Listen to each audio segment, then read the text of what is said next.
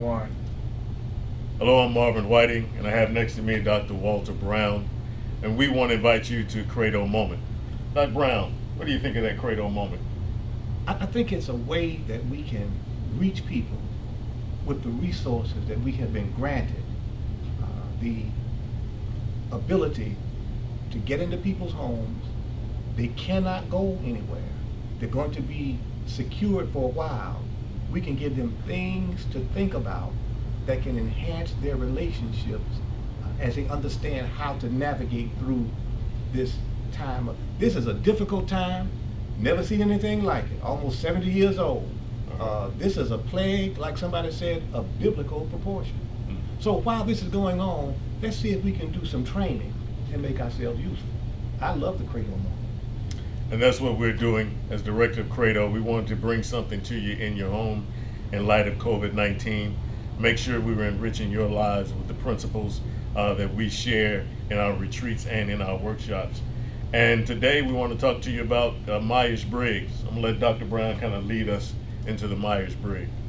Yeah, this Myers-Briggs is called a type indicator. It's called Myers-Briggs Type Indicator. It gives us a snapshot of what our preferences are. It tells us who we are, and it's based on a theory by some noted persons who have put it in place. It's used in 70 countries. It's replicated in so many different languages, and it tells us about what our preferences are, and it helps us better relate to people. Now, it saved my marriage. Is that right? Yeah, but I've been married for 45 years. From year 1 to 25, I thought my wife was out to get me. Because how many have awakened when the honey has gone from the moon I hear you, Doc. and you are next to somebody who you are totally different from? And different does not mean wrong. It is what it is. So these personality profiles, they help us understand the differences that we have. Right. And I learned a lot myself when I was exposed to Myers-Briggs, and it opened up my mind to myself. I was more self-aware in terms of who I was, and my family members, my children, my wife. It was a great tool for me, and I really enjoyed it. So, and I think those who are listening today will also get a whole lot out of this Myers-Briggs presentation. Amen. Oh, can I say amen? Because I don't know if I could say amen because we military and I didn't want to do that. So Just go for it, Doc. all right, I'm gonna go for it. All right. All right. There are 16 types, and you see them on your screen. I won't call them all out, but each of them means something. And if you're looking at it, if you know your type, you will see just a small phrase regarding your type. Like, I am an ENTP. So if I look on the screen and find ENTP, let me find it, ENTP, one exciting challenge after another. That's the way I live my life. It's all right. Look, they got me dead to right, up and down, front and back, left and right. That's me, I'm an ENTP. What's yours? I am a ISFP. Let me see it. Let me find it now. Yeah. I see much and don't share a whole lot. So, and that was good for me to know and understand about myself. ISFP. I tell you, I'm one of those kind of introverted, but I'm sharing a little bit too much already. But we're going to give you what the ISFP and what the letters stand for. All right. Now, on your screen, you're going to see you're either one or the other. You're an E or an I, you're an S or an N, T or F, or J or P. On our retreats, we're going to go into greater detail about what these mean. Right. We're just going to give you a snippet of what they mean now, just to let you know how. And we did it intentionally to have with us the preferences I am an extrovert. Chaplain Whiting is an introvert. Now, let me see if I can tell you what those things mean. This is me. Active, outward, sociable. I get my energy from the outer world of things. That's what an extrovert is. An extrovert is a person who has high self-disclosure. Extroverts talk to think. Now tell us about introverts. Well, I'm reflective, kind of inward, reserved. I can be a little quiet. I can also be a little loud, but mostly quiet, very reflective. So when I'm having a discussion, when I want to share something, I need to think a little bit before I talk. Once I process it, I kind of keep it inside. I process it. I turn it one way. I turn it another way. I look behind it, and I look in front of it. And then when I think I got it, then I'm ready to talk. And see, now, I'm glad he said that because we're going to go to the others, but notice the differences in a relationship when you have one person who is an extrovert and one person who is an introvert. Now, because I don't think to talk, I talk to think. Right. What Jeff says it like this, one of our facilitators, it's for me, it's ready, fire, aim.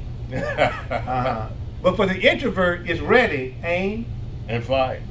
aim, Aim. Gotta aim for a little while. Yeah. So when you have relationships that have one is an extrovert, one is an introvert, those things have to be worked out, and we teach you how to do that in our marriage enrichment. Absolutely. Absolutely. Now, the next two things are sensing and intuition.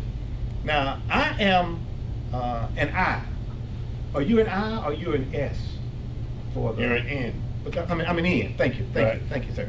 I'm an N, and are you an N or an S? I'm an S. Okay. Now that's good because we got the dichotomy flowing now. We got it. All right. Because I'm an N, I look to the world of possibilities.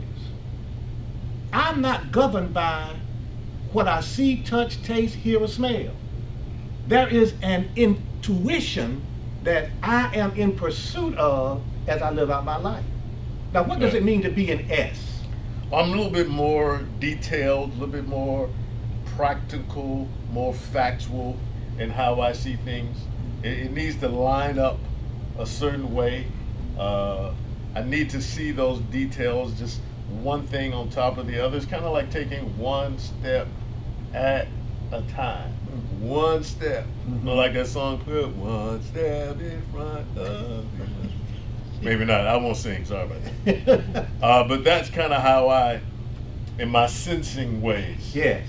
I like those details and the practical approach to life. Now, can you see how that would disrupt a marriage relationship? Absolutely. If one person has to have facts and details, and the other operates on hunches, and they don't understand what's going on. Right. Come to our retreats. We tell you how to work it out. We tell you how. The next one is thinking and feeling. Now, we don't like to say thinking and feeling. We like to use T and F because it might assume that thinkers don't feel and feelers don't think. Right. Thinking is a person who needs, they are analytical. For the thinker, it's always problem first and people second. Right. I need to get the solution to the problem, but then for the feeler, what is it like? People come first.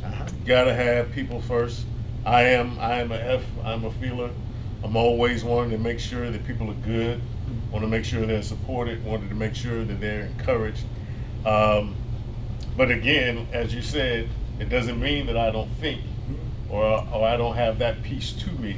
But I just tend to have people before problems as opposed to problems before people. I think that's such a wonderful way to put it because I have to fight myself, especially as a pastor, as a person who is a caring person. I have to fight myself because I'm always in search of solving the problem, and sometimes people can get lost in the mix. Think of a marriage where you have a thinker and a feeler, Right. and they don't understand why they are like they are. We teach you how to wrestle with those differences. Absolutely. Absolutely. Now, the next one is J and P. And again, are you a J? I'm a P. I'm a P too. All I'm right, a P too. all I'm a right. P too. So we got a J probably sitting over there on the bench, but we might have to tag team him in. Okay. We got a J on the computer. All right. All right. Got All right. RP1 in the Now, back? Yeah. He's a J. Now, again, we'll say judging and perceiving, but it's not judging in a way where you make comments or statements about somebody the way they behave. Right. A judger is a person who is deliberate in their planning. Mhm. Let me give you this way. They are list people. Right. Right. They will go nowhere without a list. Mhm. They make up a list even to go to the store. Right. My wife has me on mission when I leave here. And she gave me her list. Yeah. Now there are times when I would say, I don't need your list. You know, I can do it on my own. Right. But invariably when I get home, I have forgot something. So I learned to take her list. Or like me, when my wife gives me a list and I leave it, I will call her and say, what did you have on that list? And now what she does is she just texts me. I don't get the paper list anymore. I now get the text That's list. what I'm talking Because about. you won't be able to miss it, bro. Just look at your phone. That's what I'm talking about. That's So what I'm those talking about. judges are, like you said, they have it all listed out, step by step, can't miss it. It's a plan. If you follow the plan, eventually you will get to where you want to get to. And that's what we're trying to do. We show you how in planning vacations, Mhm. in planning outings, how just those subtle differences can be a problem if you don't understand why you are like you are. You got to come to these retreats. Right. Now, And the perceivers now, we kind of free flowing. We have a little thing that we do at the retreat, and we kind of line people up and we ask, if you were going on a vacation, when would you pack? If you had day 1 or day 30. And I'm the guy that falls into that day 22, 23. I'm not going to wait till the day before, but I'm certainly not going to wait or start day 1 or within that first week. And we've had a number of people come to retreat. They say, as soon as I plan, I start 3 months out. Those are the judges. Those are the organized, listed, gotta have it this kind of way. Even on the trip, they have a place you're gonna stop at the gas station, when you're gonna eat, what time, all of that. They kind of have it all together. and that drives a P crazy. It can, yeah. Absolutely. Imagine what it's like not to understand these differences. That's why we give you MBTI. That's why we do it to couples, and we do it in concert with other couples, Right. so you can see that you're no different or no better than other people. Absolutely. And we learn how to wrestle with these differences. So what did we learn? We learned that type matter. Types do matter. What else did we learn? We also learned that they can work together. It's good to understand that you're different. It's good to know that differences are there. And once you understand and know those differences, you can develop a way to live in harmony and have the closeness and the intimacy within your marriage and within your family. See, opposites attract. Yes. And because they attract, we can do this. Yes. It's hard to, Right. you can get the same, but when you are different, you can make up a whole. Right. And this is what I'll say too. I believe God staffs to our weaknesses. Mhm. What I am not, my wife is. What she is not, I am. Right. And we form the glove. So types matter. Well, you want to take us out? Well, this has been another Credo moment. Again, we're going to be sharing these virtual workshops from time to time. I have Doc Brown. Again, we have RP staff here with RP1 Robinson as well as RP2 Warner and our deputy Chaplain Stanley. I want you to stay tuned to our YouTube station as well as Facebook. We just want to be sharing this with all of the Navy personnel and all the military personnel within the region. Got something else, Doc? That's it. Take us out, RP1. Thank you for stopping by.